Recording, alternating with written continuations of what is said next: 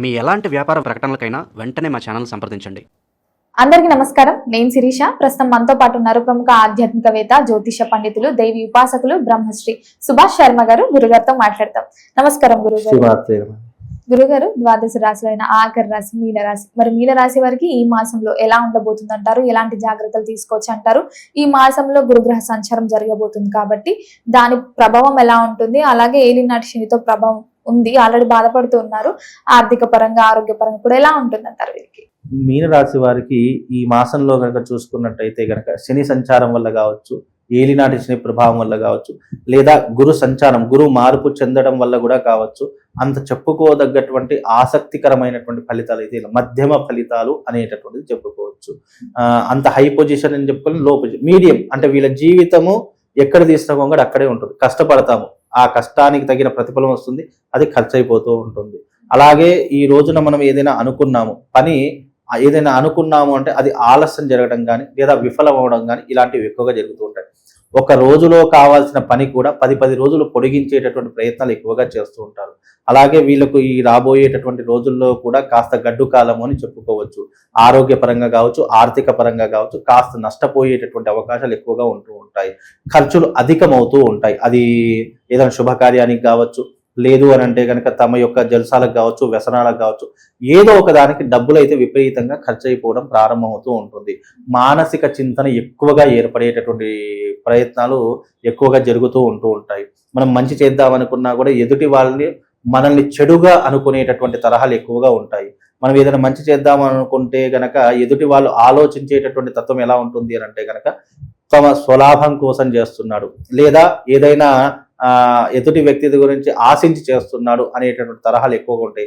శత్రుత్వం పెరిగిపోయేటటువంటి లక్షణాలు ఉంటూ ఉంటాయి. తద్వారా వీళ్ళకు ఈ మాసం కాస్త గడ్డు కాలమే అని చెప్పుకోవచ్చు. విద్యార్థులకు ఎలా ఉంటుందంటారు? మరి విద్యార్థులకు కూడా పెద్ద చెప్పుకోదగ్గటువంటి అంశాలు ఏమీ లేవండి. ఎక్కడ తీసిన గొంగడు అక్కడే ఉంటుంది. పైగా విద్యార్థులు చెడు సావాసాలు లేదా చెడు బాటకు వెళ్ళడము ఇలాంటివి ఎక్కువగా జరిగేటటువంటి తరహాలు కనిపిస్తూ ఉన్నాయి. తద్వారా వీళ్ళకి ఏంటి అంటే కనుక విద్యార్థులకు కూడా చదువు మధ్యలో ఆగిపోయేటటువంటి అవకాశాలు ఏర్పడుతుంటాయి.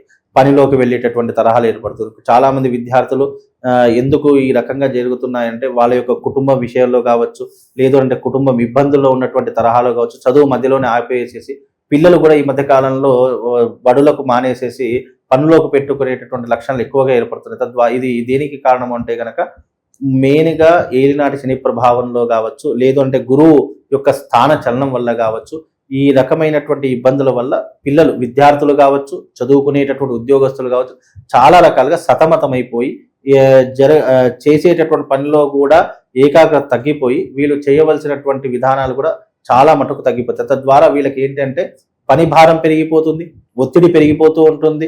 దాని ద్వారా వీళ్ళకి ఏంటి అంటే కనుక వీళ్ళ జీవితం మీద విరక్తి పుట్టేటటువంటి లక్షణాలు ఎక్కువగా మీనరాశి వారికి ఏర్పడుతూ ఉంటాయి. మరి గురుగారు, ఈ మాసంలో ఉద్యోగ వ్యవస్థలో ఉన్న వారికి ఎలా ఉంటుందంటారు? ఉద్యోగం మారాలి, లేకపోతే ఆఫర్స్ వచ్చాయి అనుకుంటా వెళ్ళొచ్చు అంటారు? ముఖ్యంగా ఇప్పుడు మీనరాశి వారికి ఉద్యోగము అనేటటువంటిది చాలా కష్టమైపోతూ ఉంటుంది. ఉన్న ఉద్యోగాన్నే కాపాడుకోవడం చాలా కష్టమైపోతుంది. కనుక ఎవరైతే మీనరాశి వారు ఉద్యోగంలో ఉన్నారా లేదా వ్యాపారంలో ఉన్నారా చాలా మట్టుకు ఆచితూచి అడుగు వేసేటటువంటి ప్రయత్నం చేయండి. తొందరపడి ఏ నిర్ణయం తీసుకున్నా అది మీ కెరియర్ని, మీ జీవితాన్ని నాశనం చేస్తుంటుంది. కాబట్టి ఉన్న ఉద్యోగాన్ని కాపాడుకునే ప్రయత్నం చేయండి. అనవసరంగా అత్యాశకు వెళ్ళకండి. ఎందుకంటే శని బాగా లేకపోతే మనిషికి అత్యాశగా, ఆశ అనేది పక్కన పెడితే అత్యాశ ఎక్కువగా చూపిస్తాడు. తద్వారా వీళ్ళకి ఏమవుతుంది, మోసపోయేటటువంటి లక్షణాలు ఎక్కువగా అవుతూ ఉంటాయి.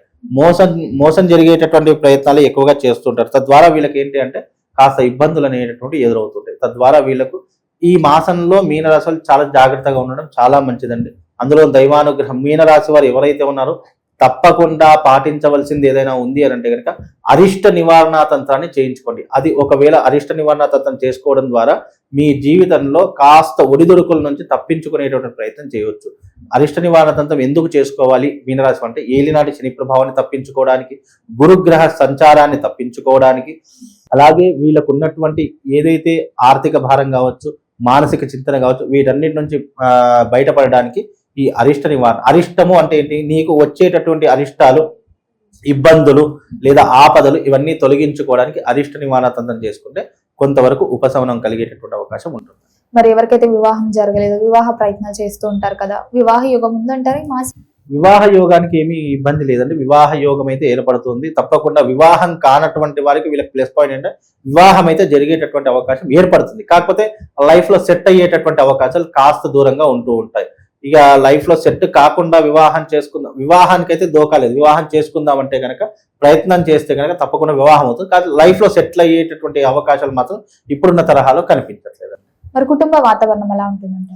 కుటుంబ వాతావరణంలో కూడా ఇబ్బందులు ఏర్పడుతూ ఉంటాయి. ముఖ్యంగా వైఫ్ అండ్ హస్బెండ్ కావచ్చు, లేదు అని అంటే కనుక అన్నదమ్ముల మధ్య కావచ్చు, రిలేషన్ ప్రాబ్లమ్స్ ఎక్కువగా వచ్చేటటువంటి అవకాశాలు ఏర్పడుతూ ఉంటాయి. అలాగే కోర్టు సమస్యలు అనుభవించేటటువంటి పరిస్థితులు ఏర్పడతాయి. రిలేషన్ లో ప్రాబ్లం, విడాకులు తీసుకునేటువంటి పరిస్థితులు కూడా ఎక్కువగా ఉండేటటువంటి పరిస్థితులు ఈ మాసంలో వీళ్ళకి ఏర్పడుతూ ఉంటాయి. మరి గురుగారు, ఈ మాసంలో వీళ్ళు పెట్టుబడులు పెట్టాలన్నా, కొత్తగా వ్యాపారం స్టార్ట్ చేయాలన్నా చేయొచ్చు అంటారా? ఆ జోలికి వెళ్ళొచ్చు? అసలు ఏ జోలికి వెళ్ళకూడదు. ఇప్పుడున్నటువంటి తరహాలో ఏదైనా మీరు ఏ జోలికి వెళ్ళినా మీ యొక్క బాధలు, కష్టాలు రెట్టింపు అవుతాయే తప్ప మీకు తరిగేటటువంటి పరిస్థితి లేదు.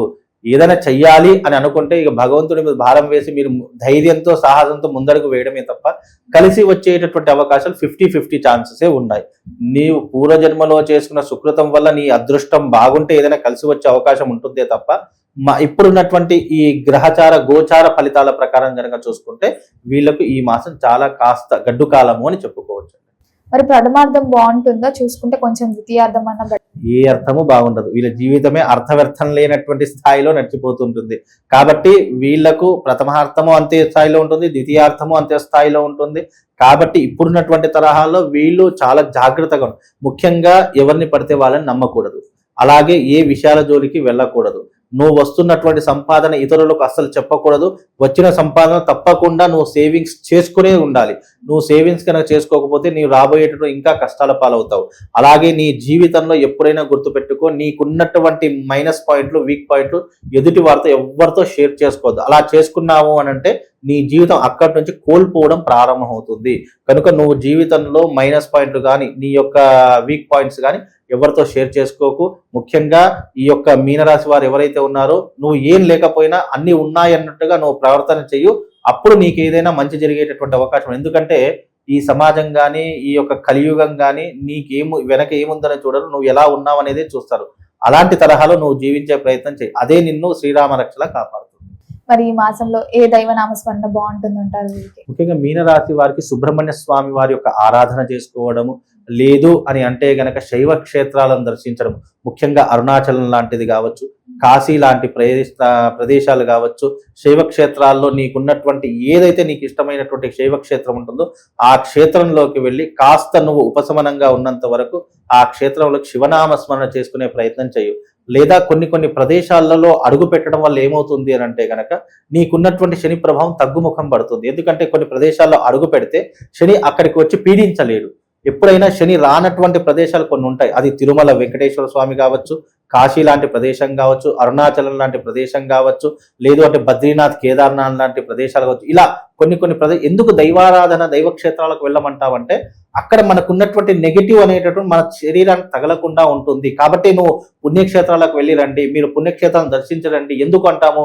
ఆ క్షేత్రానికి, ఆ స్థలానికి ఉన్నటువంటి మహత్యం అంత గొప్పది. కొన్ని నెగిటివ్స్ అక్కడికి దరి చేరవు, అక్కడ మనిషిని అంటిపెట్టుకోవు, అక్కడ నీకు దైవానుగ్రహం పూర్తిగా బలంగా ఉంటుంది. అందుకే కొన్ని క్షేత్రాలకు వెళ్ళి రావడం వల్ల మన జాతకం మార్చుకోవచ్చు. అందుకే శైవ క్షేత్రాలకు వెళ్ళి వస్తే కొంతవరకు ఉపశమనం కలుగుతుంది.